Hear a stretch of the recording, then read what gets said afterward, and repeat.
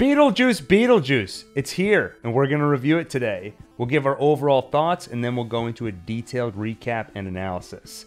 I'm Gil, by the way, the guy who writes and voices OneTake, and I'm here with my brother Daniel. Say hello. Hello, I'm Daniel. Oh no, Daniel's here. Before jumping into something it, would happen. No, well, you're already here. I guess in the movie, when you say his name 3 times and he's already here, it sends him away. Anyway, normally with a classic like this, or a sequel to a classic, we start with our bona fides. But we don't really have a lot of experience with Beetlejuice growing up. I have some vague nostalgia for it because I grew up around Beetlejuice. I remember seeing commercials. I saw bits of the movie on TV, bits of the animated series, lots of pop culture references, but I never actually sat down and watched the movie all the way through until last year. And Daniel, you did the same because I made you. Yeah, I actually did try to watch this when I was a kid at camp, but I was too scared. I thought it was like a horror movie, and so once it started, I said I didn't feel like watching it, and I pretended it was just that I didn't like the movie, but I was terrified. This is stupid. Well, now everything you say will be suspect in this review. Anytime you critique it, well, we're all gonna know the truth. You're terrified. Yeah, it was just so stupid. And it wasn't believable at all when all that scary stuff. I mean, when all that dumb stuff happened. Well, all that to say, this movie cannot nostalgia bait us because we barely have any nostalgia for it. Watching it to some extent, like I said, it does take me back to that time. But we saw Beetlejuice. Let's give our overall thoughts. Daniel, usually I started out. Are you feeling up to the task to give your brief overall thoughts? I knew this time you were going to ask for my overall thoughts, so I was prepared. Take it away. I liked it. I enjoyed it. I enjoyed it a lot more than I thought I would. Because we watched the original, sometime like last year, and I didn't really like it that much. I was pretty bored. I didn't really get it. This one was just, I think the main word, actually, you get annoyed when critics say this. Well, we'll get into that too, but it was just fun. It was a fun movie, but I also don't mean that in a critical way. I think they did a good job of making it fun. It had some good depth to it, and it was fun and exciting. And I think a big part of that is seeing it in theaters. I think there's a big difference seeing a movie like this on the big screen with the sound effects and the excitement and the popcorn. It's very different from watching, a 35-year-old movie at home. But yeah, overall, liked it. Fun. A lot of fun. I agree with you for some of the movie. Because I think when people critique this movie, the general defense is it's just for fun. And I think it is fun. It's fun when Michael Keaton's on screen. It's fun when you're in the afterlife world. But there are a lot of scenes that I think aren't that fun. Like the 10th time of seeing Delia Dietz is really artsy. Did you know Astrid hates her mom? She's not cool. So those parts I found kind of boring. And I think the funny thing is, I think a lot of the places where you can criticize this movie clearly are choices the movie is making. It introduces plot threads that basically go nowhere. Dolores, Beetlejuice's, and I guess I'll say right now, we're going to go into spoilers just from the get-go. So if you haven't seen it yet and you don't want to get spoiled, you gotta get out of here. But they introduced Dolores early on, Beetlejuice's ex-wife. And then she is almost not a presence at all the rest of the movie. She'll show up occasionally, and my second time watching it, I timed it. She was on screen for 20 seconds, and that was the first time we saw her in 20 minutes. Or Willem Dafoe's character. Go ahead, what were you going to say? Wait, how did they end up stopping Dolores or whatever? I do remember she was irrelevant, and I was confused the whole movie why she was there. Yeah, so they do a thing in this movie where, okay, you've got a few different plot threads. You barely spend any time with them, and they're not intersecting. And then finally, at the way end, they collide. And like I said, that's clearly a choice, but I just don't think it works that well because it leaves you...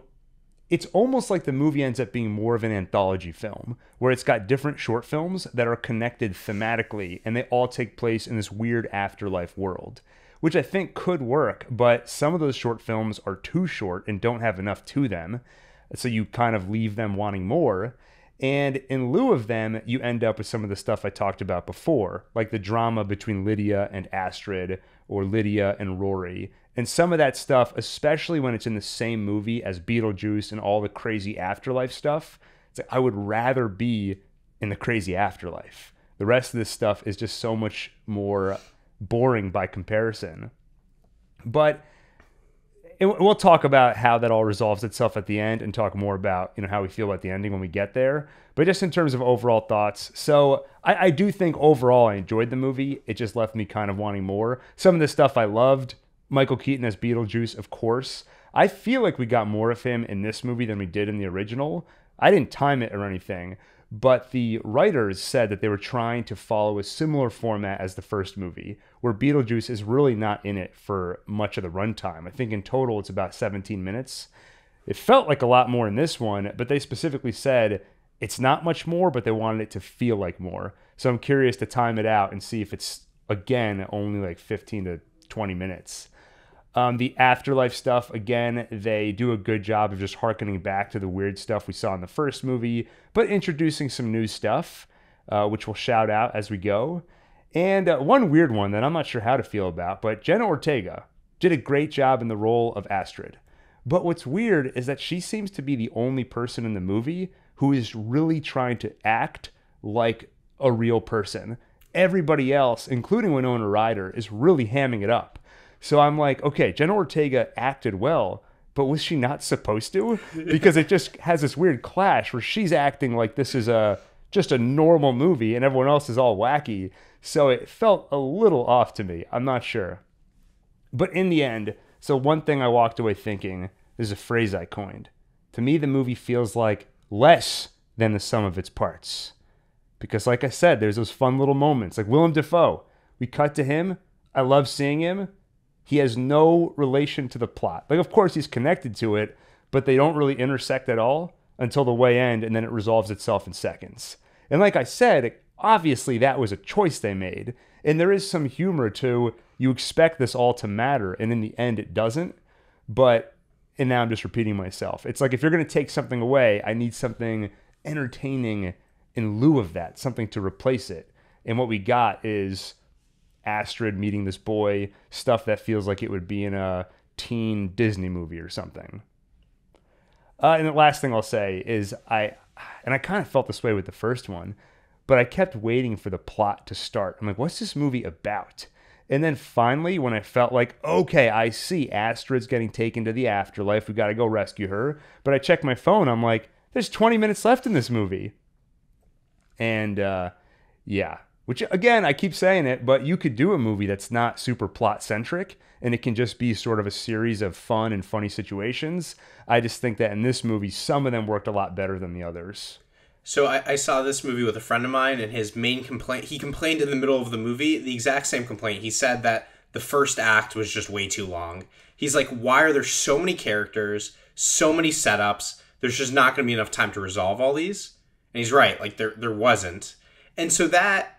It made the beginning of the movie drag a little bit. I think you're right. The whole is less than the sum of its parts, because I just kind of like the vibe of all the subplots. Like the ex-wife, I mean, everybody talked about this in the reviews, but the scene with the music and her stapling herself together, like that was just fun and cool. And Willem Dafoe was just fun and awesome. But like it doesn't really all hang together. Yeah, agreed. Well, let's go into the recap and see if we reassess that at all. Which, I've spent about 7 hours thinking about this movie and putting all these notes down. So I doubt it, but we'll see. Sometimes I make good points. Yeah, that's true. You could change my mind. It's rare. We start the movie with Lydia Dietz, Winona Ryder's character. She now hosts a show called Ghost House, where she talks to dead people. One day, she sees Beetlejuice in the audience for a moment. Is she crazy? Is she really seeing him there, or is this some kind of trauma? We'll see. As always, she turns to pills for help. And she turns to her boyfriend/manager, Rory. From the get-go to us, it's pretty obvious that he's just taking advantage of her vulnerability. He wants to be with her because she's rich and famous. Later, we'll find out even more that they met at a survivor's retreat because she had lost. So she was married previously, had a daughter. He died in an accident, so she went to the survivor's retreat. And while she was there, she met Rory, who supposedly also lost his wife recently, and the two really connected. More on that later. I should mention, by the way, these ghost house shows, these supernatural talk shows, usually the person hosting it is a fraud, right? I don't want to make that a blanket statement, but yeah, I was going to say, I don't know why you're lobbing shade at everybody. Oftentimes, I suspect those talk show hosts can't actually speak to the dead. With Lydia, she can. You might remember in the first movie, she was the only one who could see the dead couple. Why? In that movie, she quoted from the handbook. It says, "Live people ignore the strange and unusual. I myself am strange and unusual." So that's why she can see dead people. Now, I think, to me, this was like a pretty good start. Like you said, you love the vibe of these subplots. I love the vibe of the spooky talk shows.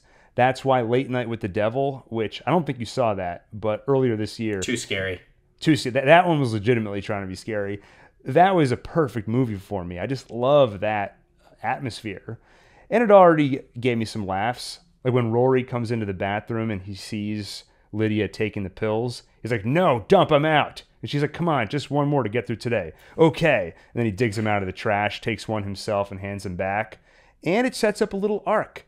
With these sorts of Legacy sequels, you always have to take the protagonists from the old movies, and usually what they do is just tear them down, make them super depressed and miserable, and like that's their arc for the movie. Can they crawl out of that hole?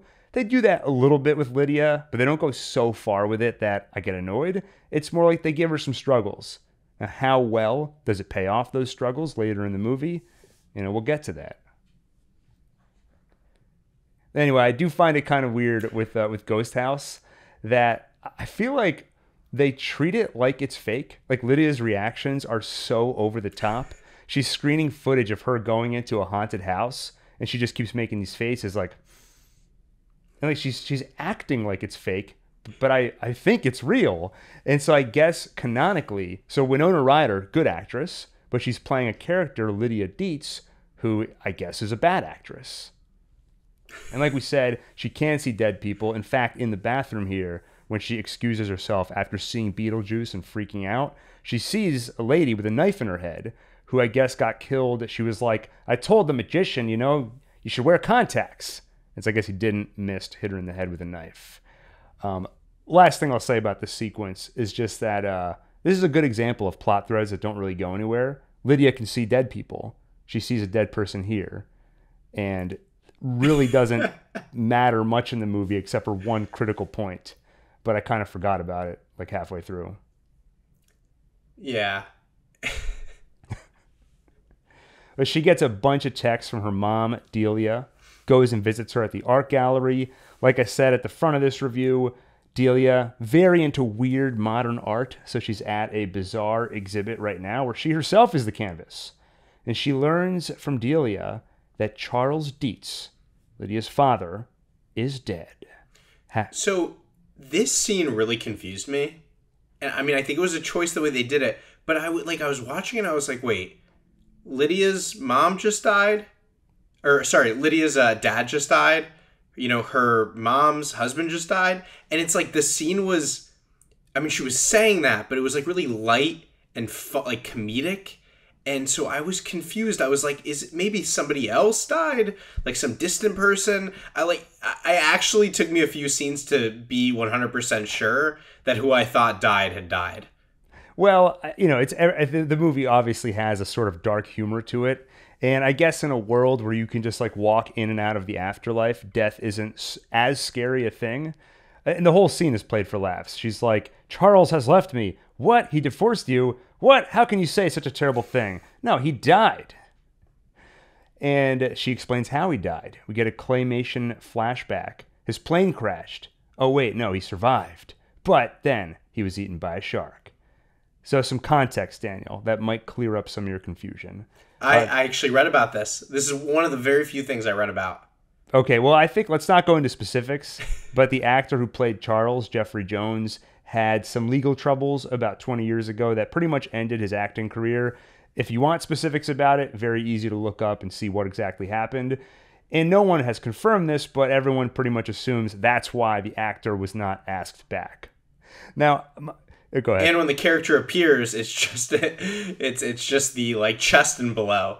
Yeah, I think everybody was wondering how are they going to handle this character, and I and probably many others assumed, and the easy way to go would be, oh yeah, he died, and just don't mention it. But instead, they make him a pretty. He shows up in the movie more than Dolores, but the way they handle it is, yeah, in the flashback he's claymation, and when he actually shows up, he was eaten by a shark, so he's missing. I love this, not just his head, but also a good deal of his torso. This movie does a great job of being really gory without being. I mean, it's gross, but in a comedic way. Not in a, it's going to give you, it's not going to scar you for life. And I think normally I would say in this situation, drawing that much attention to the character's absence would be distracting when you know some of the behind the scenes stuff. But I think the movie goes so over the top with it. And anytime you're referencing the Charles character, it's done with that over the top gore and humor that whatever cost there is to distracting you, I think it's made up for in that kind of dark comedy. Now, one more thing I'll say about this. I saw a lot of articles talking about this scene, and they'll say things like, you know, the way Charles died was inspired by a nightmare Tim Burton had, or it's his greatest nightmare is to die this way, or I've seen articles that say this is the way he fears that he will die, Tim Burton. I want to give you the actual quote, and you tell me if you agree that this is very clearly being mischaracterized. So here's the quote from one of the movie screenwriters, Alfred Goff. The way Charles dies in that animated piece is Tim's nightmare of dying. He literally pitched that. My nightmare is I'm in a plane crash. I survive the plane crash. I almost drown, and then a shark eats me. Goff tells Entertainment Weekly. We were like, well, that's genius. So that's how he's going to die. Now, is it not obvious that Tim Burton was joking? He wasn't like, I had a nightmare last night where I survived a plane crash. I think it's more of a, he thought of this ironic thing. Like, what if you survived a plane crash, which is very unlikely, and then you got eaten by a shark? And he's like, that's my worst fear. It's almost like a mini attempt at stand-up. It's not him saying, like, genuinely, like, this is the way I'm afraid of dying. Gil, I really don't think it's appropriate for you to insult Tim Burton's like deep-seated fears. So I wake up from that nightmare every night, and yes, my nightmares are in claymation.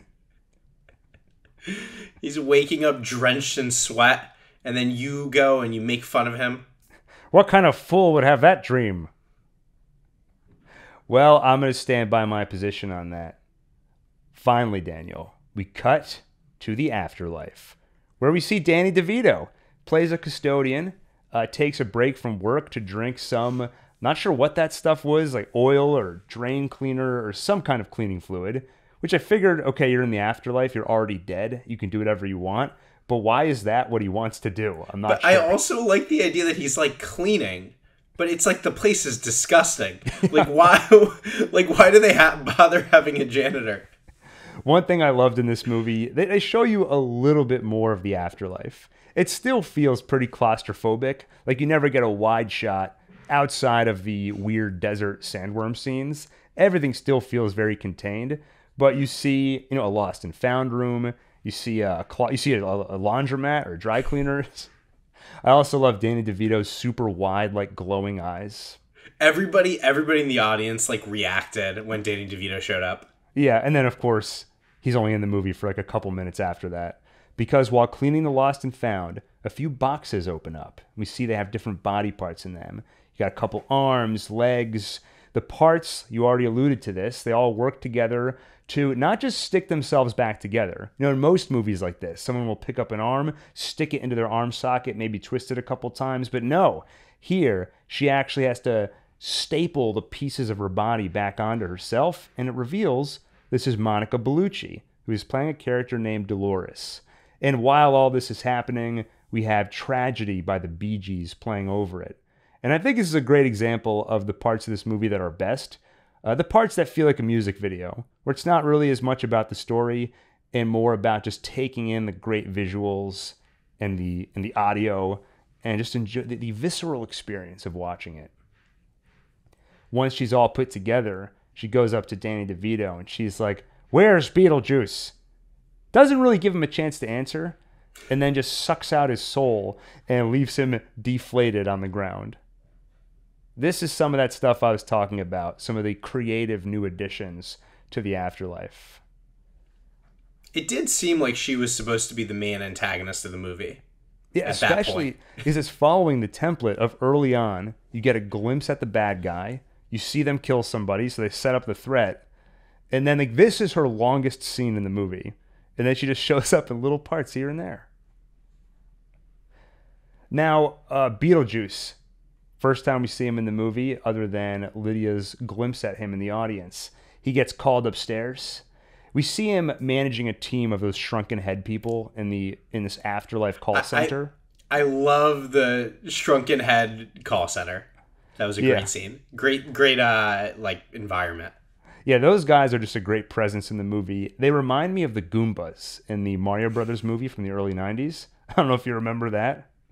They looked similar, right? Yeah, they were like big bodies, tiny little heads. Somehow, I guess they didn't have much to work with at the time when they made that movie, but if you were to translate Goombas to live action, that's what they came up with. We see that he still pines for Lydia after all these years and apparently has a psychic connection with her. So those times that Lydia saw him out in the real world, and she does see him again actually when she's talking to Delia. So by this point, she's seen him twice. It seems that is Beetlejuice trying to reach out to her. And he even says, I think she saw me that time. So like I said, he gets called upstairs, leaves one of the shrunken heads, Bob, to hold the fort. Now from this point forward, the movie jumps back and forth between the real world and the afterlife. But Talkin' Targaryen style, I'm going to stick with this plot thread for a bit, for the sake of clarity. And it's also my favorite parts of the movie, Afterlife. So we're going to stay there for a while. Beetlejuice heads upstairs, and he meets Wolf Jackson, Willem Dafoe's character, the Afterlife Crimes Unit.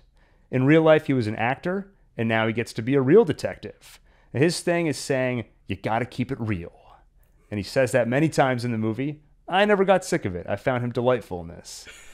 He insisted on doing his own stunts in the real world, and I guess one of those stunts involved what he didn't realize is a live grenade. And so now he's dead, and his brain is exposed on one side of his head. So he questions Beetlejuice. They found Danny DeVito's pancake of a body, and he's investigating the soul sucker. At the scene of the crime, she wrote on the wall in some schmaltz goo, Beetlejuice is mine. So he brought him up here for questioning. He warns Beetlejuice that this lady is out for revenge, and if she kills you, you're dead. She's going to suck out your soul. No coming back from that. So he tells him to lay low, which we all know Beetlejuice is good at. I mean, it's hard to just sit here and say like Willem Dafoe is delightful. He is. But one particular moment, and the reason it's hard to say, I'm not saying it's like I don't want to admit it. I just mean I don't want to sound like a broken record and say it every time we see him. But my favorite part of this scene would be when he shows Beetlejuice the picture of Dolores, and Beetlejuice's eyes like pop out of his head and he screams. And then he tries to play it cool, like, no, I've never seen her before in my life, or afterlife. And then, of course, Dafoe calls her a soul sucker, and Beetlejuice is like, oh yeah, you could say that again. Willem Dafoe is delightful. He is. And you have no problem saying it. We see Charles. So, like I said earlier, he got killed by a shark. And like you said earlier, he's missing more than just his head, a good portion of his torso too. He's confused, feeling a little lightheaded, doesn't know where he is, and finds himself in the afterlife dry cleaners. The owner is like, get out of here, go to the waiting room. So Charles leaves. And then Dolores shows up, and she soul sucks the dry cleaner, and then grabs a wedding dress and turns it black. Okay, here's my question. Charles is bumbling around the afterlife. He doesn't know where to go. He's going into the dry cleaners, for God's sake. The guy only has one outfit, right? And yet, every time you go to the waiting room, there's always the new person there, dumbfounded, doesn't know what to do, like Charles, bumbling around like an idiot. But somehow there's all these people waiting there who seem like they just died, but they all know what they're doing. Why does everybody know what they're doing except for the protagonists? I think there's actually a very simple explanation for that, which is that you can see that people wait there for a very long time. That's the joke they keep making. Danny DeVito is like, they'll get to you eventually. Those people have probably been waiting there for 100 years. and you're only seeing the people who just got there. So really what you're asking is, how come the people who just arrived don't know what's going on, but the people who have been waiting there forever do know what's going on? It actually makes a lot of sense. And I guess, but like, so why are they all just waiting there? They're NPCs. They're just going to hang out there forever. Like, our protagonists go and explore and they try to figure out what to do. They're happy to chill there? Yeah. Where are they going to go? It's all very contained. And you open up the wrong door, you end up on Titan, a moon of Saturn. And we'll get to that, don't worry. All right. I do think you adequately answered my question. Okay, good. Right, so Dolores sucks out the dry cleaner's soul, and she's there for a wedding dress, turns it black. I guess she wants to remarry Beetlejuice. I kind of already talked a little bit about how I find the afterlife just fascinating. In the first movie, I wanted to see more of it. Here we see a little more of it. But like I said before, it's still very contained. And even in this scene, you actually get an exterior shot of the dry cleaners. And I'm like, where is this dry cleaners? Is it outside somewhere? Like, you see a fire hydrant and like a mailbox, but they keep the shot so tight, you can't see the background. You can't see a sky or anything. And this would be the only exterior we see except for the Saturn Titan scenes. So I still find it fascinating. And I don't feel like they did a good job of making me feel like I saw more, but not really telling me anything else. Well, Beetlejuice, meanwhile, is laying low. You know, his ex-wife is back. What? He tells the shrunken heads all about it. Me? Married? How could that be? So he starts speaking Italian, and we get a Italian black and white horror is it movie Italian? style. Yeah. Wow. I thought it was Spanish, and then my friend thought it was French. I did initially think Spanish, and I looked it up online, and according to Forbes, it's Italian. And I trust Forbes. So it's meant to be a throwback to older horror movies, and he narrates the whole thing. We see that back in the day, he was a grave robber, an amusing moment where he steals a tooth out of a corpse and then sticks it into his own mouth. One night, while robbing some graves, he sees a beautiful woman, Dolores. They get married. They have a traditional ceremony where they drink each other's blood, bite off the heads of a couple of chickens, and sacrifice a goat. And it turns out, though, that she's the leader of a soul-sucking death cult. So after a night of carnal pleasure, she pours some poison into his wine. He realizes it, so before he dies, he has a chance to pick up an axe and chop her to pieces. And the reason she was going to kill him, these soul suckers, that's what keeps them immortal, I guess, is taking other people's souls. I knew he killed her. It didn't occur to me that he's the reason she was chopped up into little pieces. So I gotta say too, I love how after he finishes narrating, it cuts back to reality, no longer flashback, but he's still speaking in the narrator Italian voice. He's like, I'm into some freaky shit myself, but even I have my limitations. So it's a great sequence all around. This is the fun stuff in the movie.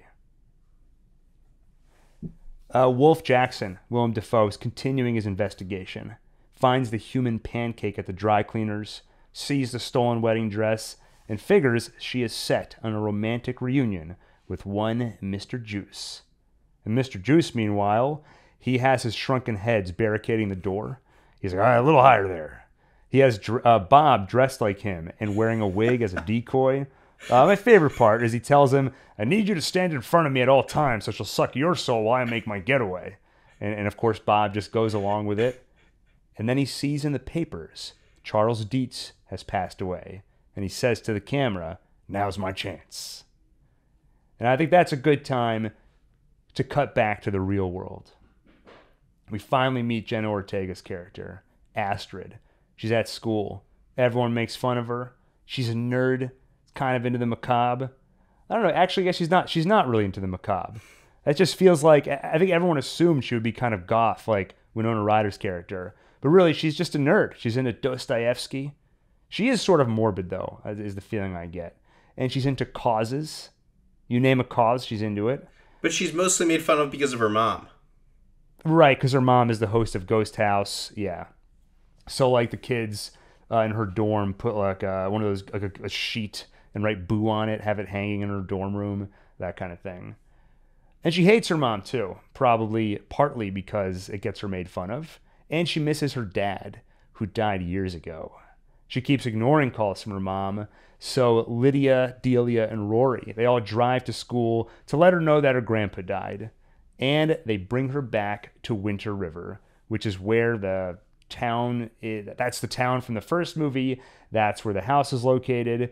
And that's where they plan on burying Charles. So they're going to spend a few weeks there to clear out the house. And of course, Delia is going to do some crazy postmodern art exhibition to, all about their grief. Basically to monetize their grief. I feel like exactly Rory, the type of thing Gil would do on OneTake. Oh, yeah. Yeah, exactly. Everything, I would say up to this point, I'm still finding Rory kind of amusing. Like, he's trying very hard to connect with everybody, and he's so clearly a fraud. He'll say, like, maybe I should be the one to tell Astrid what happened to her grandfather. After all, I just lost my grandfather. When? 40 years ago, but to my child's body, that's just yesterday. Yeah, I will say, though, that joke gets repeated. I mean, that idea of him just fraudulently trying to connect with everybody is repeated so many times throughout the movie.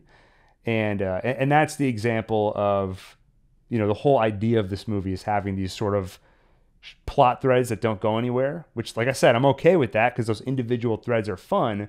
But when in lieu of full plots, you have the same joke over and over of Rory is trying way too hard. Delia is a crazy artist. That's where I say it doesn't quite come together. And at the school, Lydia sees Beetlejuice again. And then we get to Charles' funeral, where we have a children's choir sing that Deo song, which was in the trailer. I was surprised that the choral version of it actually made it into the movie, because it is kind of weird. It's like that song is nostalgic for us, because of course it was so important in the first movie. The famous scene where the ghosts make everybody in the room dance to that song. So like it's important to us. Was it important to Charles Dietz? Like he so fondly remembered that day, they decided to bring in the choir and have them sing it? As you would say, Daniel, it actually ended up being diegetic in the movie. So after the funeral, we see Lydia and Astrid talk. Astrid accuses her of avoiding ever talking about her dad because she brings him up. And then Lydia's like, oh, you want to talk to that therapist again? She's like, why don't you ever want to talk about dad? And Lydia explains that, I loved him, but our relationship was over long before the accident. So we get the first indication that there was some strife in their marriage. And Astrid also has a question. Lydia, you can see dead people. Why can you not see my dad? The only ghost who matters to me. I should also mention Astrid doesn't believe in any of this stuff. Daniel, was it ever actually addressed why Lydia can't see her dad? No, they do discuss it even with her dad later on. And they just all dad, acknowledge that she couldn't see him. Yeah, he says, I check in on you guys all the time, even though I know you can't see me. I think they don't really address it directly. I think I feel like they maybe should have. But the feeling I get is that she doesn't really want to see him. It's almost the same way that the general idea is that you only see dead people if you are open to that experience. Like a non-believer is generally not going to see them. Though I guess it doesn't pan out because then Astrid does see them. So I don't know. Along those same lines, though, maybe Lydia just doesn't want to see him, either because she misses him or because she has some... Never felt like they fully resolved their differences. So just psychologically, she's not prepared for it. I don't know. I mean, what was the point of that sort of background, right? Like, why didn't they just make it, yeah, they were in love and he died? Like, why was it that their, like, sort of marriage fell apart and then he died later? Like, just like, I don't know, what's the thematic point setting, I mean, you could set something up where she has these complicated feelings, because then it's like, okay, obviously I don't want him to die. At the same time, I didn't love him anymore. So I don't have quite the same degree of grief as my daughter does. So it creates this complicated distance between us. But this movie is not prepared to and is not interested in addressing that theme or that problem. Yeah, so that's another example where it's like they could have just simplified things. Like, she could have been in love with him, right?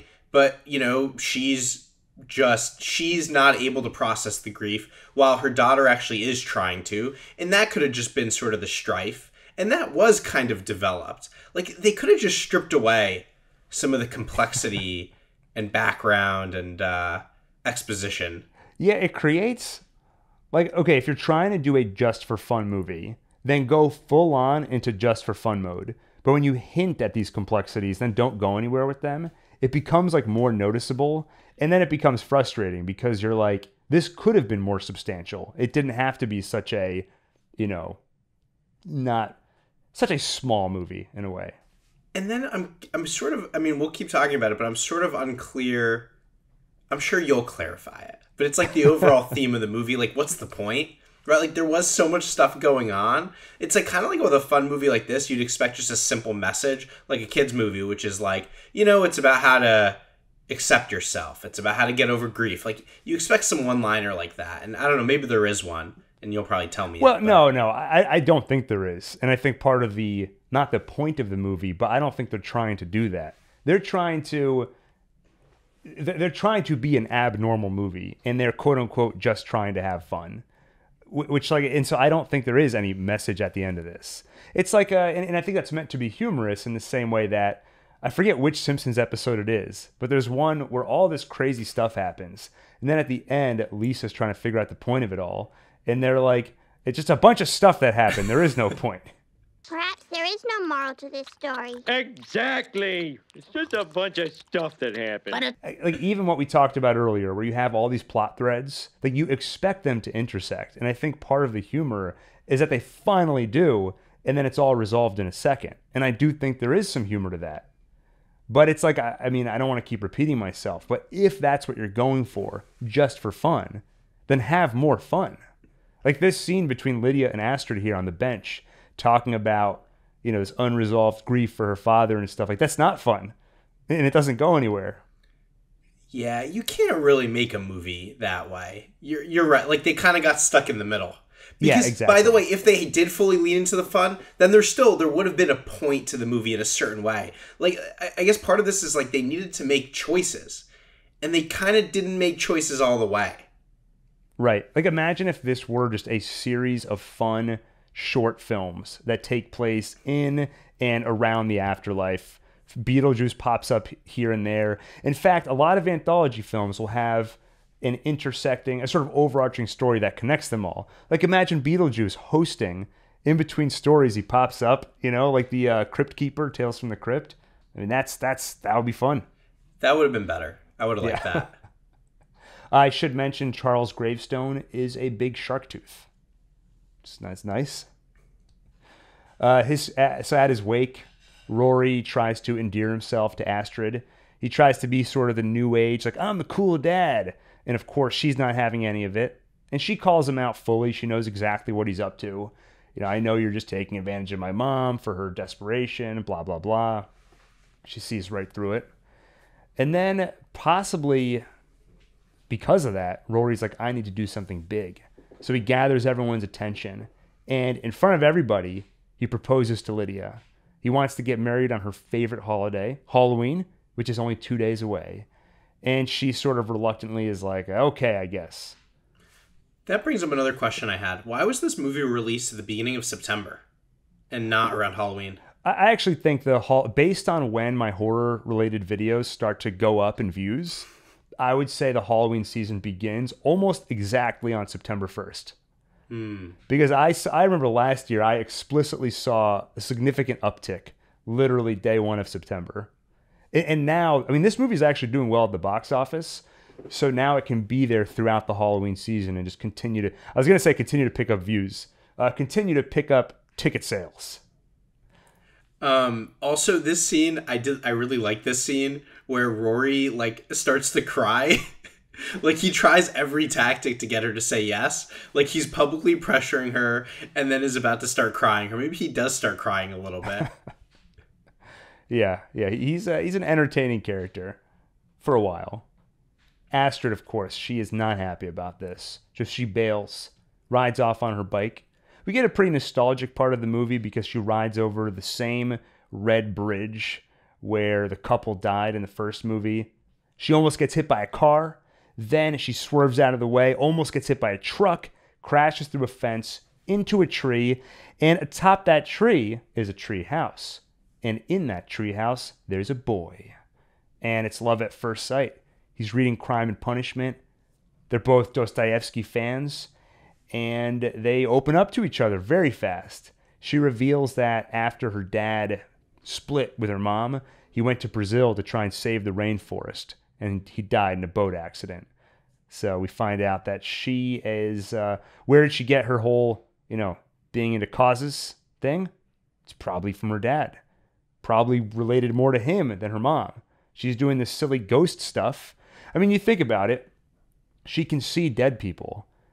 And what does she do with that? Sometimes she does nothing. She just talks to them.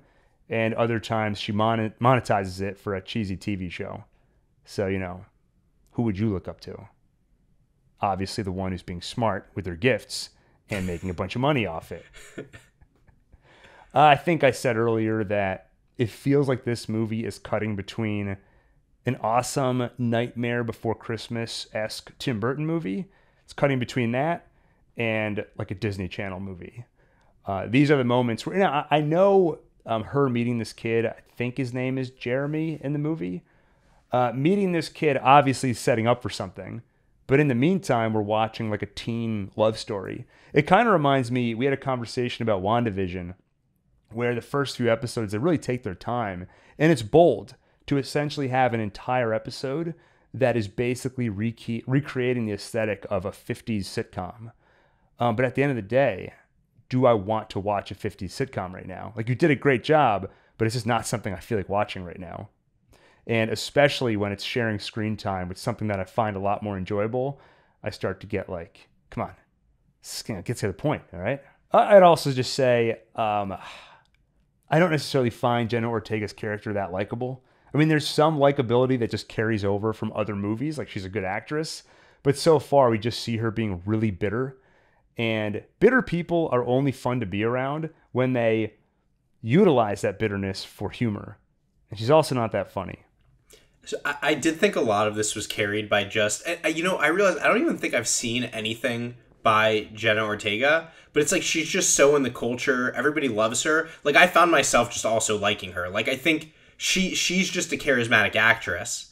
And I think she fits into the spooky vibe well. So, like, that sort of carried me a decent part of the way of just, like, enjoying, like, yeah, this feels like Halloween-esque. Right. So Rory is getting some boxes when he hears screaming from inside the house. And it turns out it's Delia trying to get good pictures of her grief. So she's just screaming like a crazy person in front of the camera. I like that. You got sick of the Delia stuff? I thought that was funny. I got really sick of it. I just didn't find it funny. I mean, not just from this movie, but I also feel like I've seen the joke before of like the person who's into really weird postmodern art and is just going all the way back to things like The Big Lebowski, where there's the character who does the interpretive dance sequence. It's just an easy, like, once you come up with that character format, the jokes just write themselves. You just think of weird stuff for them to do. I think I've just seen so many fewer movies than you. Less or fewer? Fewer, because you can count them. Yes. I've seen so many fewer movies than you. So much fewer, man.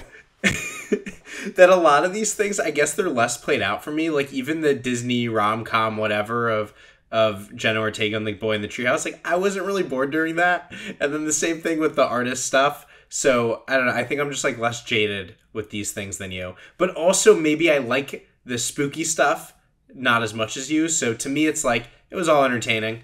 Yeah, I think that's probably... I agree with all of the above. Because I love the spooky stuff. You know, my bar is a lot lower for the spooky stuff, too. So there could have been no plot at all. And we just hang out in the afterlife for an hour and a half, and I would have loved it.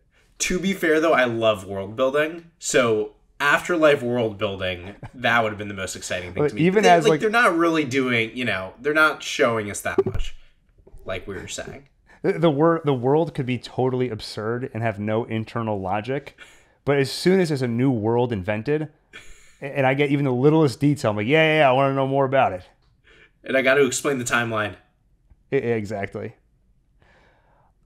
So Astrid makes a sarcastic comment about how maybe Mom can get Adam and Barbara Maitland, the ghosts in the attic, to give a hand with packing. But Lydia says they're not here anymore. We found a loophole and they moved on. So we get some closure for that couple in the first movie.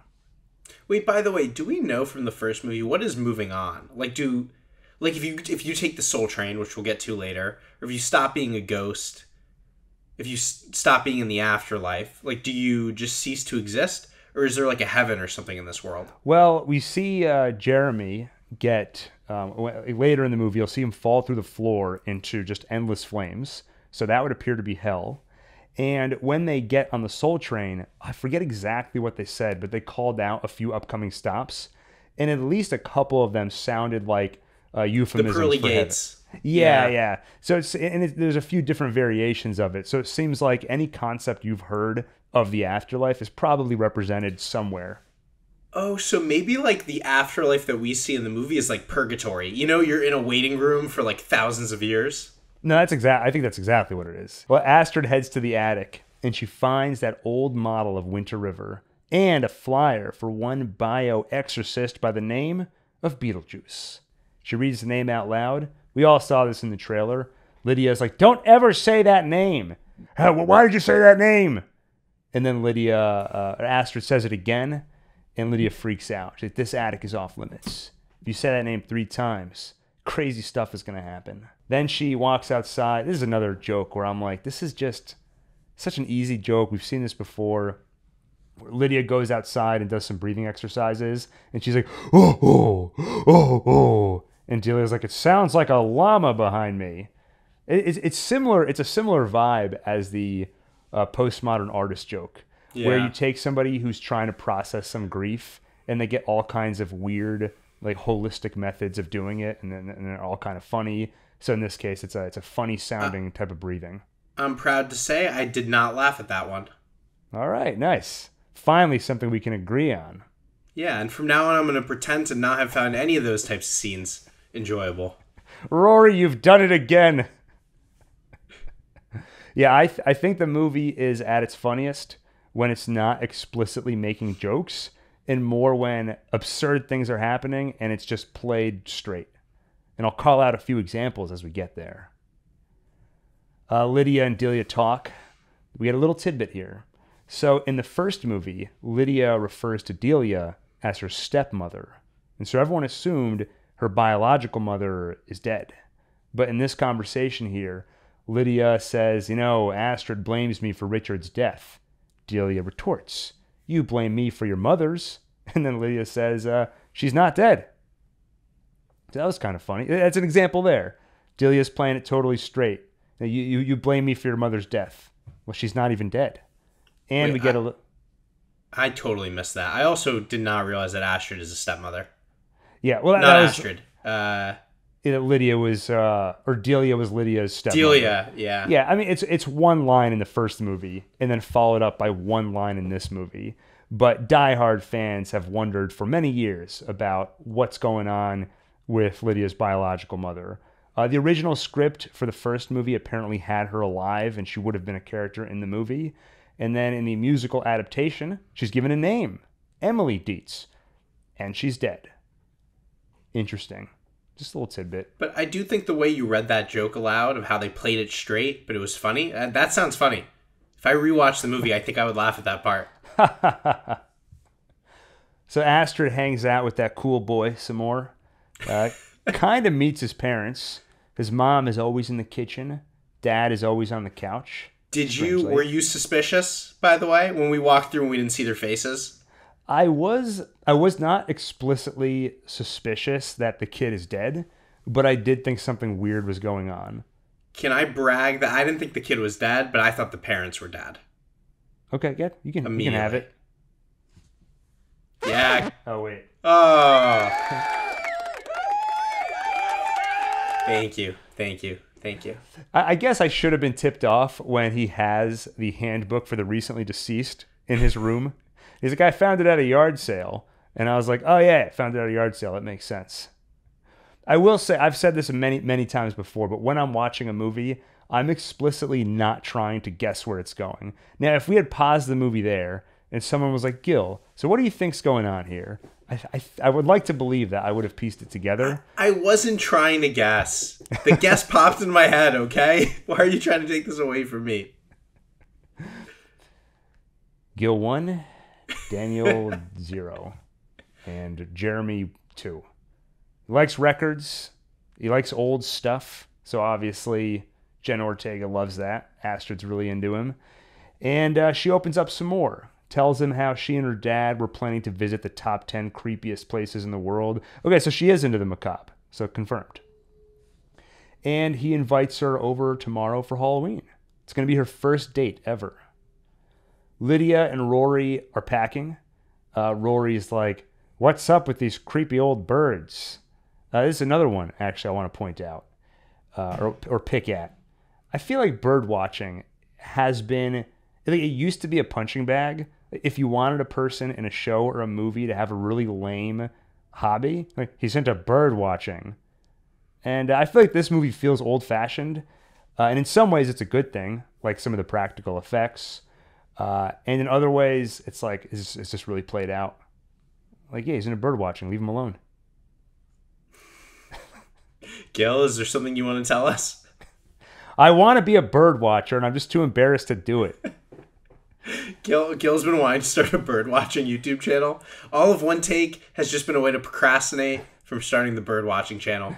This movie has set bird watchers back 10 years in the progress they've made. Rory is hard at work for this upcoming wedding. It's only a couple days away, and he has leaked it to a bunch of news outlets, trying to make it a whole big thing. And Lydia tells him to just chill. Let's make it small and private. Just funny because it feels like she's pretty aware that she shouldn't be marrying Rory, but I guess she just hasn't. Which I guess is it's pretty explicit. Like at the toward the end of the movie, she'll tell Astrid, he seems to love me, and that's good enough. So she kind of knows that she maybe can do better than Rory, but doesn't believe she actually can. And, whatever. Then Lydia gets a bunch... I just feel like we've talked about it a bunch by this point. Lydia gets a bunch of Beetlejuice pop-up ads on her phone and is very upset. She runs up to the attic, yells at the model, "Leave me alone!" And finally tells Rory everything she went through. The trickster demon tried to marry me and use me to get back into the real world. Of course, Rory doesn't believe any of it. And to prove that this Beetlejuice is just a manifestation of her unprocessed trauma, he just goes right ahead and says the name 3 times. They shrink down into the model and meet Beetlejuice. He's here in the guise of a couples therapist. A lot of fun stuff here. Spills his guts, literally. Tells him to get in touch with her inner child and has Lydia become pregnant and then give birth to a mini Beetlejuice. That was insane. Yeah. We'll just go right past that. Lydia's like, "It was you stalking me. You were actually there. And, if stalking means trying to remarry the love of my life, then guilty as charged." And then she says, "Home, home, home." And they get out of the model. But one of my favorite parts, from inside the model, Beetlejuice takes out a guitar and starts playing the song "Right Here Waiting" by Richard Marx. I don't know. My favorite parts of the movie are when Beetlejuice is doing something.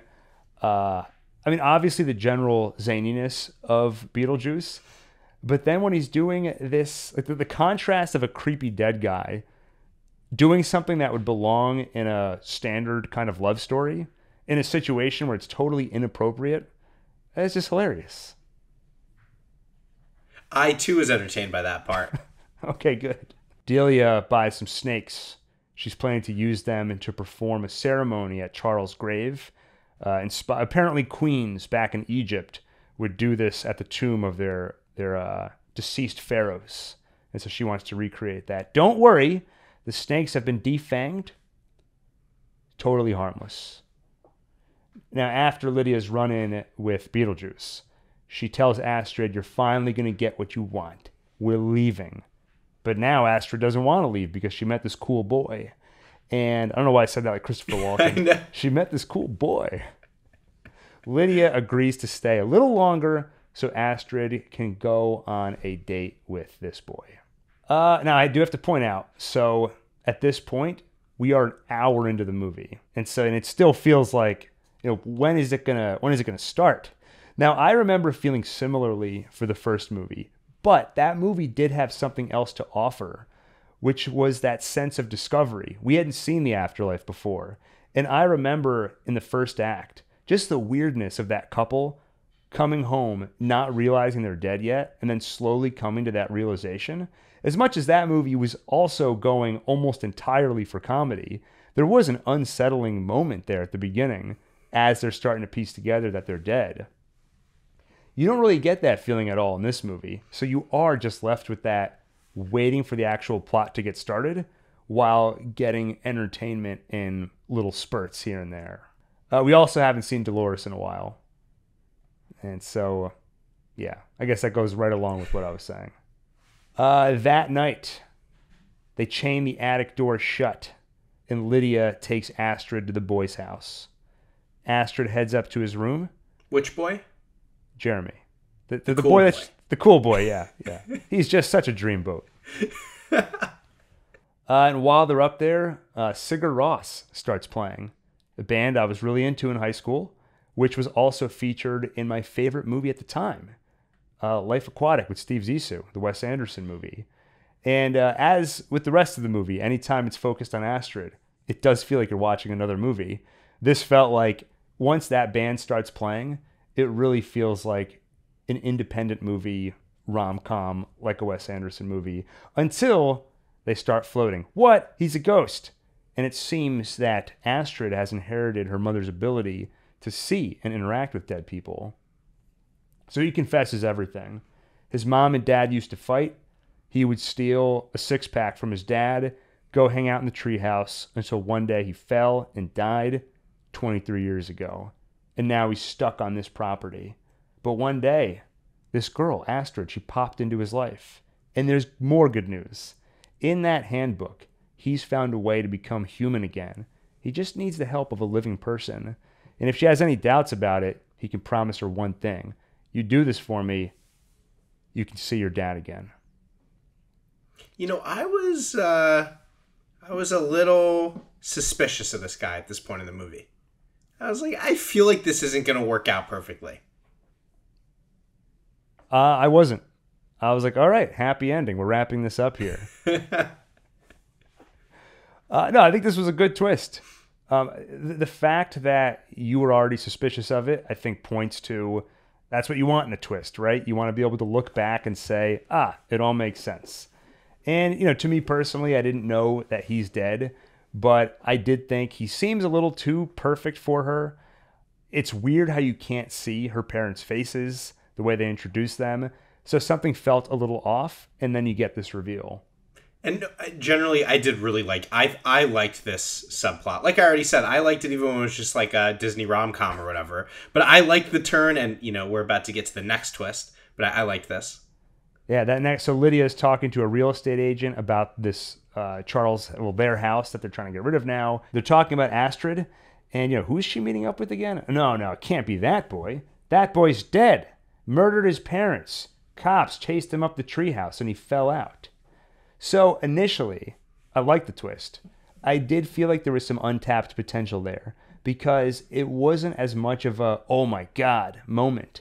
Because it was kind of a slow reveal over the course of a couple of minutes. And there wasn't there wasn't much sense of danger yet. But now, obviously, it gets added in when you find out that he's a murderer. And then things only get worse. Jeremy draws some chalk on the wall, which opens up a doorway to the afterlife. He can enter freely. She needs to read an incantation from that book first. By the time Lydia rushes over, they've both already walked through the door. And when Lydia gets to the house, his parents finally turn around. You see his dad with a buzzsaw on his face, and his mom with some kind of kitchen gadget in her eye. Okay, this is the scene with my biggest complaint of the movie. Okay. Go ahead. So he draws the door to get to the afterlife, and we remember this from the first movie, that you can just draw a door. Yeah, right? Knock 3 times. So he draws a door, he draws a rectangle, right? And then the door opens up with these little, Yeah, kind of crisscross like bricks. Where did the crisscross come from? What? Why didn't it open like a regular door? He drew a door, and then we have these crisscross. I don't even know if I have to address this one. This. I mean, he's summoned a door. Who are you to question how afterlife summoned doors function? The rift between one world and another. Beetlejuice later blows up a hole in the wall. The wall, it's not like all of a sudden you get a normal door. He gets the hole like you would expect from blowing it up. So I think they established a precedent where you expect, whatever. We'll wait for the iTunes release. Hopefully it has one of those iTunes extra commentaries. And I'm sure this will be addressed because I'm sure everyone's wondering about this. I'll say outside the actual afterlife sequences, this whole sequence of events here, probably my favorite part of the movie. Just the twist, and then like the double twist that the kid's a murderer, and then seeing her go into the door. This is the first time I felt any kind of stakes in the movie where I'm like, oh man, she's in trouble. Jenna Ortega might not come out of this okay. The two of them, enter the afterlife. One question there. Okay, first of all, there's kind of the stupidity of the mom letting her, go on this date at this guy's house. She doesn't know anybody there. But I can sort of believe that because she's a little bit of like an absentee. Well, she's like somewhat absent, but she's also knows that like her daughter's upset with her. She's trying to give her room. So I kind of understand on her end. But Jenna Ortega, her character, her being this dumb, I guess I could also buy, which is it's like she's lonely and vulnerable and she started to trust this guy. Like, it's all believable. Yeah. I mean, I definitely buy it from Lydia's standpoint. From Astrid's, I mean, I can't imagine. There's nothing in the world that would get me to walk through that door. Maybe at her age, I don't know. Yeah, I mean, if I met this stunning Jeremy and he was into Dostoevsky. But I mean, it's just, you just have to accept it in a movie like this. It's like you're going to willingly go into hell. Yeah. There's also the promise. Okay, you know what? They set up that she's really misses her dad. I mean, still, it would never get me to go, but it's fine. Yeah, and she didn't even believe in the supernatural stuff before, right? So don't you think she'd be, I don't know, so terrified? Yeah, I think it fits with the vibe of this movie. It's not like they were going for a really grounded approach up until this point. You know what would have upped the danger feeling too? Maybe if she did resist a little bit, like if she was like, oh, I don't know if this is a good idea, but then Jeremy pressures her and says like, look, like it's got to be tonight. We don't have time for you to go see your mom. Like it's Halloween. This is the time where we can like go see your dad. Like, I don't know, maybe a little more tension. Right. It's all calm. It's all calm between the two of them. Yeah, I think you're right. That's why I was saying I felt a little like I liked the twist, but it did feel slightly underwhelming. And it was very calm. That's a good word for it. Yeah, if he used all kinds of sales tactics, like that's what they do, right? You go to one of these websites where they're selling courses or something. It'll have a big countdown timer. It's like, you have 10 minutes to buy this.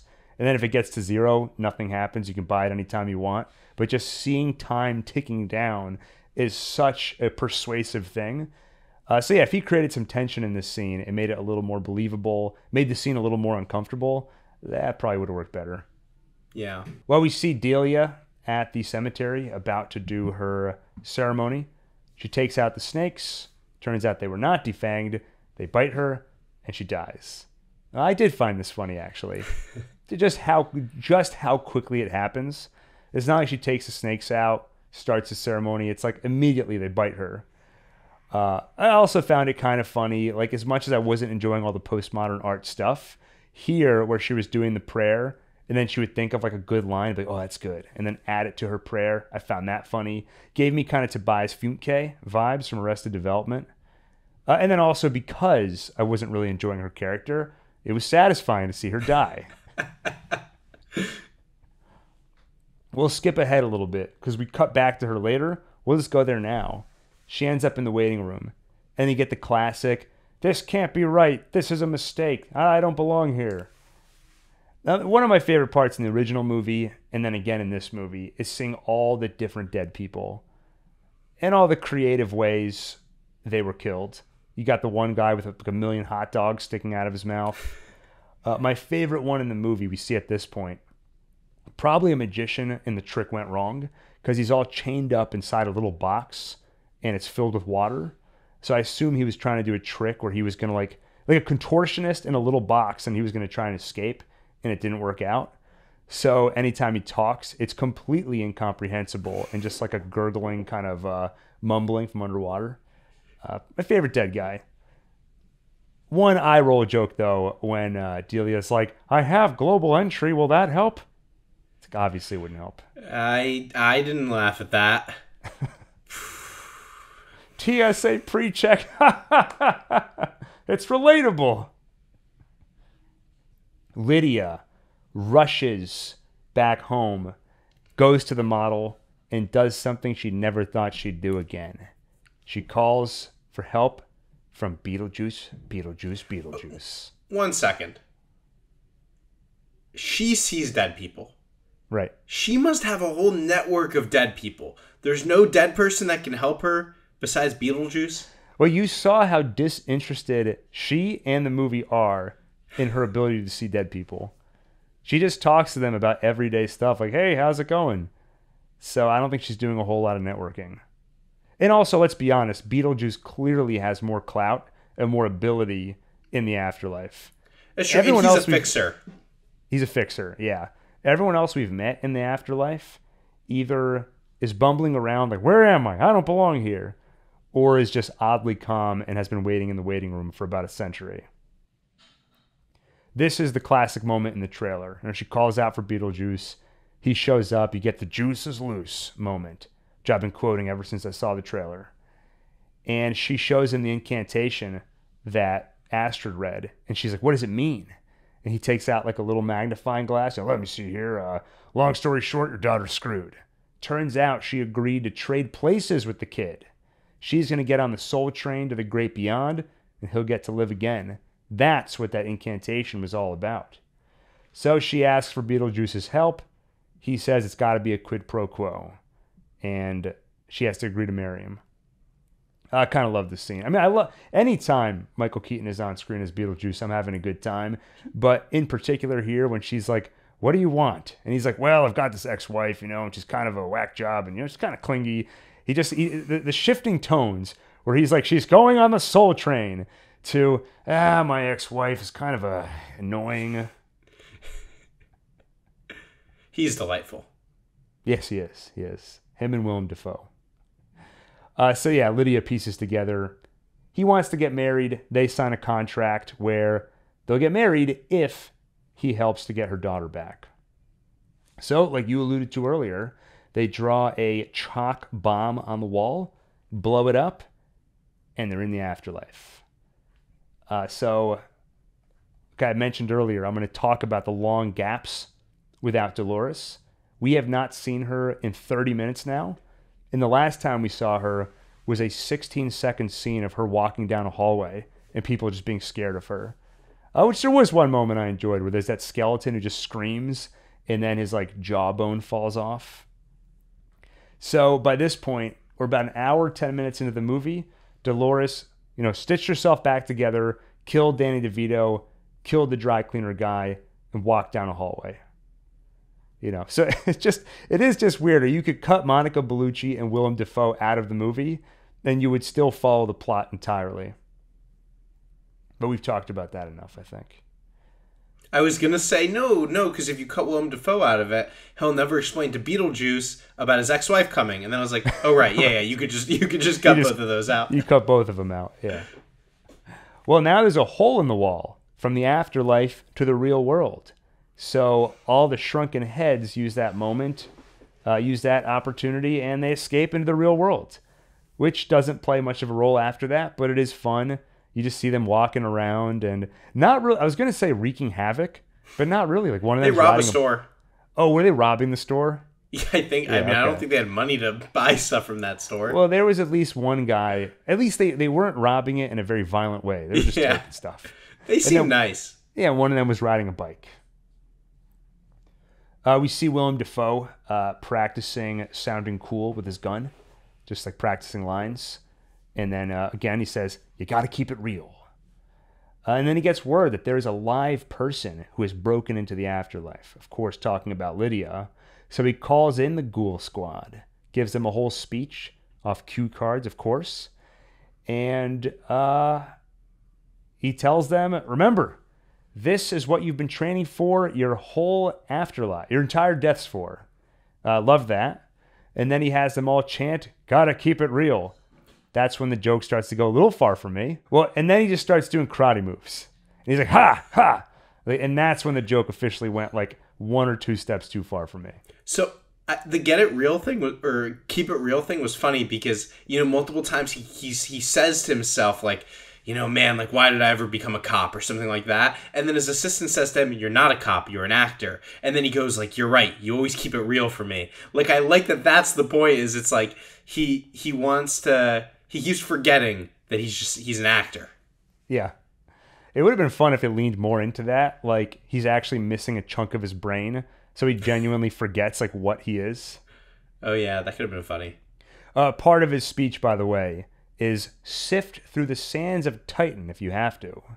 So this is where we get our first hint of what that desert area is. So in the original movie, and I'm talking about the desert area when you kind of step outside the self-contained afterlife, you get to the desert with the sandworms. In the first movie, Beetlejuice refers to it as Saturn. But later in the movie, we'll see Saturn in the background. Here he refers to Titan. So we find out it's actually a moon of Saturn. Some little world building for you, Daniel. So is the afterlife like in the underground of Titan? The way I see it is no. I think the afterlife is probably in another dimension. But they were like, we need some defense mechanisms. If you leave and try to take a shortcut or something, we will teleport you to Titan and kind of strand you there. Which is also the that's also the place you go if you get vaporized by the TVA. Right. The void. Yeah. Yeah. That's where Eliath is hanging out. Eliath and some sandworms. We see Astrid and Rory at immigrations. And they take a picture of Astrid. Or do they? What do they do? Flash a light in her face. And suddenly she's feeling kind of weird. What's going on? Jeremy explains. You actually agreed to swap your life for mine. So they take Astrid. They start dragging her away to the Soul Train. Jeremy goes to get his passport stamped, which will make everything official. But as Astrid is being dragged away, she sees her dad works here. This, by the way, is what I was talking about earlier, where to me the movie is most amusing is when you just have something ridiculous and the movie isn't pointing at it and making a joke. It's like they have immigrations for the afterlife. That's just funny. Yeah. Dolores. She's been off screen for 40 minutes. Finally, she's back. And this time, the scene is twice as long, 30 seconds. She goes to Beetlejuice's office, looks at his picture, and is like, soon, my beloved, and then stomps on a picture of Lydia. This is when, in the movie, I remember the first time I saw it in theaters, I was like, okay, the story's like getting going now. The stakes are here. Astrid's being dragged to the Soul Train. Dolores is closing in. And then I check and I'm like, there's 20 minutes left. So the movie is it's reaching its end game here. So Beetlejuice tells Lydia how to Wait a minute. Mr. I turn my brain off during the movie, but I'm checking the time constantly? I checked the time once. And then the second time I saw the movie, that's when I started keeping track of like, when does Dolores show up? I was like, I want to have a snarky remark about she hasn't been on screen for 30 minutes. And the last time was for 16 seconds. So Beetlejuice, he tells Lydia how to find the Soul Train while he goes and uses the little boy's room first. So Lydia goes by herself. Astrid gets dragged onto the train. Lydia runs onto the train and takes Astrid off the train. Really easy, right? Yeah, why Astrid couldn't just do that herself, I don't know.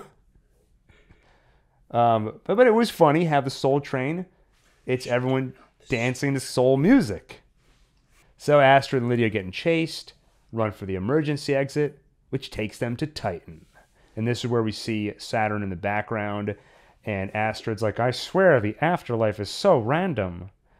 The sand starts doing the same thing it does in Dune, right? Where the sand kind of starts vibrating. And then a sandworm appears, it's chasing them.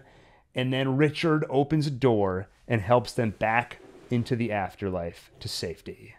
It is funny that and there was a sandworm in the original too, right? Yeah. And that was still after Dune, right? Because the Dune books were written decades ago. For sure, yeah. I was trying to find explicit confirmation that the sandworms were inspired by Dune. Like, it seems, of course they were.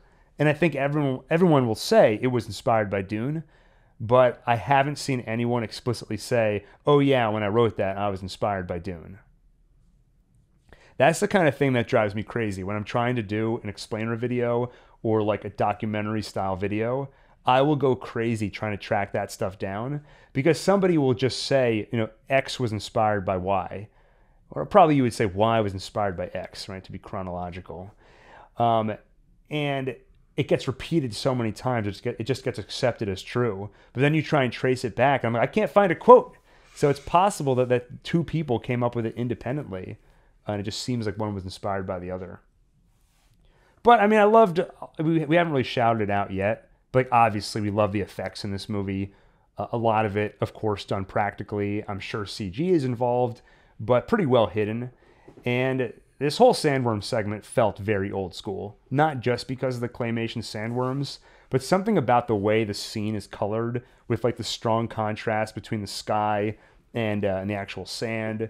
It was just a great couple minutes there. So we get a reunion. Richard, his ex-wife, and his daughter. And this is where he says, I know you can't see me, but I check in on both of you all the time. All right, why didn't Lydia see him? Like I said, maybe she didn't want to see him. Not really explored any further. And now she can see him? Well, you're in the afterlife now. Yeah, okay. There's no question of like... You're trying to be like me. You're trying to nitpick, but you've picked the wrong nit. By the way, I have a question. So he's walking around with these fish nibbling on him all the time. What would happen if he just pulled a fish off? Yeah, I don't know. I was really wondering about that. These are the questions I would love to explore. Like, that's the first thing I would do when I got to the afterlife. I'm like, I mean, so for some people, it's like obviously Charles can't grow his head back. But yeah, for Richard, like pull those fish off. Or that guy with all the hot dogs. Like that looked so uncomfortable. But I assume what would happen is there's two possibilities. One, you just wouldn't be able to do it. Like those hot dogs and those fish would be irremovable. Or maybe they're like biologically part of you now. So when you touch the fish, you feel it. And it would actually start to hurt. Like you're pulling off your own appendage. But probably what would happen is you rip it off and then it just grows back. That's what I assume. Then just unlimited fish? Yeah. I mean, I don't think it's like, I've just discovered a way to have unlimited food. Like, Daniel, we don't eat. We're dead. Like, what? I don't belong here. Where's the waiting room? I need to go to the dry cleaners. Richard tells Lydia and Astrid, I don't want to be the reason you two don't get along. You need each other. You're great together. Boom. Rift mended. So that plot thread taken care of. Wouldn't that have like been just so much more effective if it was just like you both need to move on, like I love you, but like if it were just a simpler story like that, or just no both story, of them getting over their grief. Yeah, like, it's what we talked about earlier. Either commit to having a story about a potentially estranged mother and daughter, or don't have it, because here it is confusing to me. Like I guess later they imply that the problem is that Lydia has spent way too much time on Ghost House and not enough time with her daughter. I mean, we never really see that, so whatever. So they've now fixed that. They're friends again, but they can't go back to Earth until the whole Jeremy Astrid situation is resolved. So I will say, okay, we kind of poked fun at this a little bit, like they resolved everything too easily. But I will say that I found the scene viscerally enjoyable. It's that humor I talked about. He's got a bunch of fish hanging off him. It obviously looks ridiculous. You have these gross, slimy noises, but he just makes a cup of coffee, and they sit down and just have a dramatic reunion. And it's all played entirely straight. So, humorous. I liked it. Willem Dafoe gets a hold of Bob, the shrunken head that Beetlejuice has been using as a decoy. And he asks him, "Where's Beetlejuice?" 30-second scene, cut away from that. And then we're back in the real world where we see the shrunken heads, kind of wreaking havoc, but in a very quiet manner, which I really enjoyed.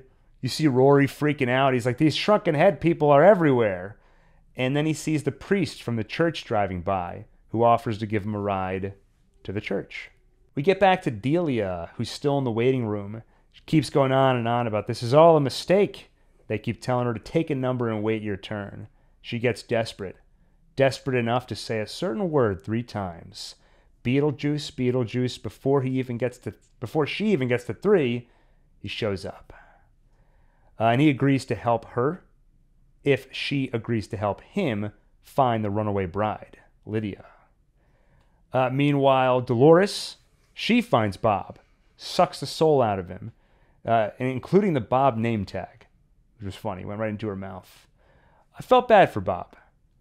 By all rights, he seemed like a very good and loyal person. When all the other shrunken... Oh, go ahead. Why'd they leave the Bob name tag on him when he was supposed to pretend to be Beetlejuice? It's a great question. But I agree. I did feel really bad for him, and he did seem really loyal. But maybe we shouldn't feel bad for him. He was loyal to Beetlejuice. Beetlejuice, he's a bad guy. I'm like, all right, let's move on. He's a terrible person. Oh, yeah. He is trying to force her to marry him also. Yeah. He's just so fun to watch. Well, that's what I was going to say. Like, they rescue Astrid so easily. So the stakes now are that she has to marry Beetlejuice. But it's just like, by comparison, Beetlejuice just is so much more fun than Rory. So I'm almost like, I'm not saying it's the best way for things to go, but it does feel like we are in an we are ahead at this point of where we were earlier in the movie. I agree it's not ideal. I have to point out. Oh, yeah, so Bob, very loyal. When all the other shrunken heads ran away, he stayed. He was trying to do a good job. I felt bad for him, and I also have to point out, Dolores, terrible at interrogating people. She either asks them where's Beetlejuice, gives them like 2 seconds to answer before sucking out their soul. In Danny DeVito's case, I don't even know if he could have answered because she was like strangling him at the time. But then in certain cases, with Bob, she doesn't even ask him anything. Just sucks out his soul. Or no, though, for him, for Bob, she asked, didn't give him a chance to answer, sucked out his soul. But like the dry cleaner guy, I guess she just wanted the dress. No, but also the way it works is basically if she asks a question, the answer is going to be on the person's mind, and when you suck somebody's soul out, you get whatever last thought they had on their mind. All right, let's just go with that. Okay. All right, Jeremy gets his passport stamped. It's official now. There is no saving Astrid. But wait, the one who stamped his passport was Beetlejuice. And what he stamped was out of luck. And don't worry, I'm going to bleep that. It is a little weird because it's like Beetlejuice really feels like a hero there. Like, maybe we need to see a little bit more of, like, obviously Beetlejuice is really bad. Okay, no, we did see, like, his demonic baby. I take it back. I think we've seen enough that it would be bad to be married to Beetlejuice. Well, obviously you want it. It feels stupid to even explain this. Everybody knows that Beetlejuice is like a trickster demon, but he's fun to watch. And they want him to be fun to watch. So they can't have him going around doing just horrible things, and then we hate him. Well, he pulls a lever and sends Jeremy to hell. So there you go. Astrid is saved. Richard takes Lydia and Astrid to an exit. I love you. Take care of each other. They go up, show up at a graveyard back in the real world, and now it's time for the wedding. Lydia runs into the church for her wedding with Rory until Beetlejuice and Delia show up. Remember, he agreed to help her if she agrees to help him. She knew that Lydia and Rory were getting married here, so she tipped off Beetlejuice where to find them. And now he's here. We get a fun scene to wrap things up. Beetlejuice gives Rory an injection of truth serum, where he admits that he never believed in ghosts or any of that stuff, any of Lydia's act, marrying her for money, went to the survivor's retreat just to meet weak women and exploit them. Never even had a wife who died in a ski accident. Beetlejuice gives Lydia a big glove so she can punch Rory away. So, plot thread taken care of. So her character arc in the movie. We set it up early on that she is vulnerable, being taken advantage of, clearly not seeing her self-worth and acknowledging that she can do better. Even when they're running into the church for the wedding, Astrid is like, Mom, you don't have to do this. And she's like, he loves me, and that's enough. Basically saying, it doesn't matter if I don't really like him all that much, or if I don't think he's husband material. It's almost like saying he's the best I can do. And that is the attitude, that's the character flaw of hers that needs to be fixed. And I feel like if you follow her arc, she didn't really fix it. It's not like her attitude has actually changed at all. It's not like her self-worth has gotten better. It's just that she learned he's a lot worse than she thought. She just learns all the truth. Learns everything he was up to. So I found that pretty unsatisfying. Well, Rory has filled the church with a bunch of online influencers. Beetlejuice asks for some privacy. So he has everyone turn their phones around into kind of selfie mode, and then they all get sucked into their phones. Very satisfying. Hate influencers. Anybody on YouTube or on social media. Beetlejuice prepares for the wedding. Zaps Lydia into a red dress, just like the one she wore for the first wedding back in the original movie. And then we get another fun music video kind of moment. So Beetlejuice has everybody sing. So very much like the Deo scene in the original Beetlejuice, where everyone's singing and they have these looks on their faces like, I can't control myself, what's going on? And so they're singing MacArthur Park, written by Jimmy Webb, performed by Richard Harris, who played Dumbledore in the first two Harry Potter movies. And finally, this is the moment where all the plots come together. So there's a fun stylistic choice where they keep cutting from, MacArthur Park inside the chapel. It'll cut to outside, Willem Dafoe and his ghoul squad approaching, and it's playing this old school action music. So it keeps cutting back and forth between the two songs when it goes inside or outside. They all burst into the church. Beetlejuice freezes them all. So, Willem Dafoe, ghoul squad, taken care of, no longer really relevant to the plot. But there's still another threat out there. Dolores shows up. Your soul belongs to me, Beetlejuice. And a moment I really enjoyed. He's like, you don't want me.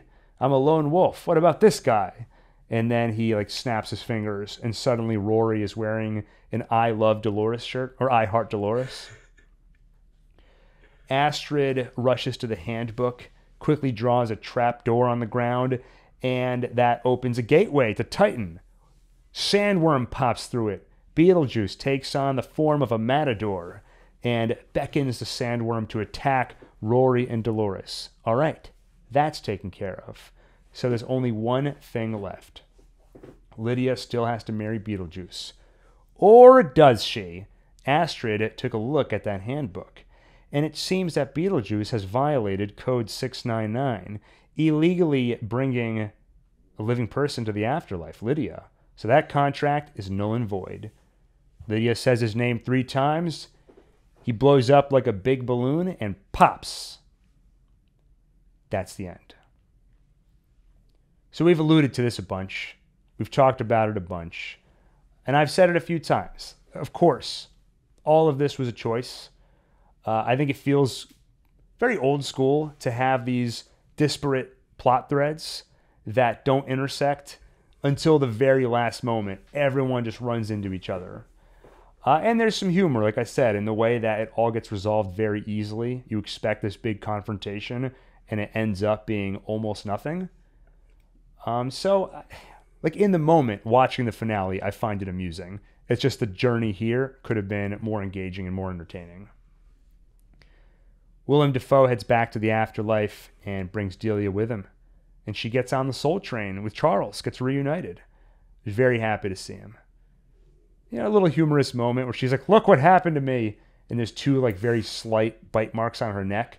Meanwhile, he's a little worse for wear. But then a little bit of an epilogue. So Lydia announces she's ending her ghost house show. She's spent too much time on ghosts. Now she wants to spend time with the people she loves. And so they finally start living out Astrid's dream of visiting all the creepiest places in the world. And we get a dream sequence where Astrid falls in love, has a baby, and that baby turns out to be Beetlejuice. Beetlejuice wakes up next to Lydia, and he's like, I just had the weirdest dream. And then finally Lydia wakes up for real, alone in bed. Beetlejuice is not there. There is no Beetlejuice baby. Everything is fine. The end. The Wikipedia plot summary makes this ending sound very bleak. I just wanted to share this. This is how whoever wrote the Wikipedia ends the plot synopsis like this. After a false awakening within a lucid night... Hold on. I got to do this justice. After a false awakening within a lucid nightmare, wherein Beetlejuice lays beside her, Lydia looks at the side of the bed, traumatized and alone. I feel like they did not properly capture the tone. That's not how it ended. Like, that's not what it felt like at the end, right? Yeah, it was more like, oh my God, Beetlejuice is there. Oh, wait a minute. No, he's not. The end. I guess you could say that, though. You could say traumatized and alone. You could, I feel like... If you try and put yourself in her shoes and do a little editorializing. But I feel like she was supposed to process some of her trauma in this movie, right? Is like what was supposed to have happened? Sure, maybe. I don't know. No, I don't think so. I think it was supposed to just be fun to see Willem Dafoe. Nobody like grew from this movie. Like nobody got better. It was just a bunch of stuff that happened. Lydia and Astrid are friends again. Okay. All right. Reunited as mother and daughter. Yeah, I mean, closing thoughts. If you compare it to the original didn't have too deep a plot either. But of course, it had a novelty that you can't recapture the second time around. You can get a bit of it by doing some new stuff. I mean, we've shouted it out a few times, but Dolores putting herself back together, that was awesome. If they could have found other crazy creative stuff to do, probably could have brought back even more of the novelty. But overall, it's one of those movies where, because it doesn't all come together into this overarching, engrossing plot with a satisfying conclusion, it really is one of those percentage movies where there are just pieces of it you like, pieces of it you don't, and then it's like, what percentage of the movie did you enjoy? For me, it was definitely more than half, and I'm not sorry I saw it. I saw it twice. And I could see myself revisiting at least particular sequences in the movie at some point down the road. Daniel, how about you? Any closing thoughts? I mean, I enjoyed it. I enjoyed a big percentage of it. I don't think I'm going to remember this movie in like 2 weeks. I probably will, just because I saw it twice and recapped it like beat by beat. I'll say this. Here's one thing it leaves me with is I'm excited about zaniness in general. Like I would like to seek out some more zany movies, which I don't know. I'm sure you know of those. I don't really know of any zany movies. I'll find some for you. I'll make you a list. It did make me, like, I haven't looked forward to or enjoyed a Tim Burton movie in a long time. And he used to be one of those directors where if he's involved, I'm automatically excited. One of my favorite movies of all time was Ed Wood, probably I think the best Tim Burton movie. And he's kind of come out and he's badmouthed Disney a lot lately, saying how, working for them, it's like you don't have any creative freedom. And, from now on, I'm only going to make movies I'm passionate about. And he kept saying how this Beetlejuice, very personal to him. So it did get me excited to see whatever he does next. I doubt we'll see more in the Beetlejuice world. He himself has said, well, okay, it took me 37 years to make this one, so I'd be 100 for the next one. Well, with, modern medical science, maybe we can make that happen. But the movie is performing well, so I could see WB wanting to expand the universe, and I would not be opposed to that. I probably would be opposed to them bringing back these characters, or even doing a lot with Beetlejuice himself, without Tim Burton's involvement. But I do love the world, and I would not mind at all, other stories just told with this vibe. But if I'm being honest with myself, it would probably suck. Like without Tim Burton's involvement, if it was a cash grab and people just trying to imitate him, I don't think it would work out too well. But in theory, I could see it working out. Unless they hired you. Yeah, maybe. I don't know. Because I was thinking if I were to write Beetlejuice, I was like, I would go further into the afterlife world. You know, I would want to explore it a lot more. It would all take place there. But probably you don't want to ruin the mystique. And so if you gave me this movie, there'd be no mystique. There would be no rock unturned. I would try to come up with sci-fi explanations for everything. You would see them rip off the fish, and then it would grow back. And then suddenly you found an unlimited food source. And then you bring it into the real world and try and... Because the thing is, like, those shrunken head people, like, when they left... They just walked right in. Yeah, they walked right in, and everyone could see them. And they were physically interacting with the real world. So you could revolutionize the economy. Yeah, I have found an unlimited source of fish. I mean, that's what... Not to get religious, but there was a certain carpenter. Couldn't he... Wasn't one of his powers that he could manifest fish? No, he could turn water to wine. He could manifest fish.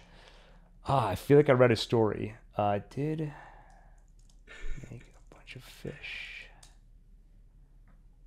Wait, he multiplied. Scriptures. Yeah, he multiplied a bunch of fish. So he probably just got a hold of someone like Richard and was just plucking fish off him and just tossing them through the portal to the real world. All right, well, I think we can wrap it up there, Daniel. What do you say? I think so. All right. Well, I hope everybody enjoyed this journey into the macabre. Stay tuned. We're going to do another one of these every week. Different movies, different shows. Some of them will be new things. Some of them will be related to new things. Like, we're going to talk about Joker before the new Joker. And some of them will be just old school, just classics. So stay tuned. With that, thank you for watching. And see you on the next One Take. One Take.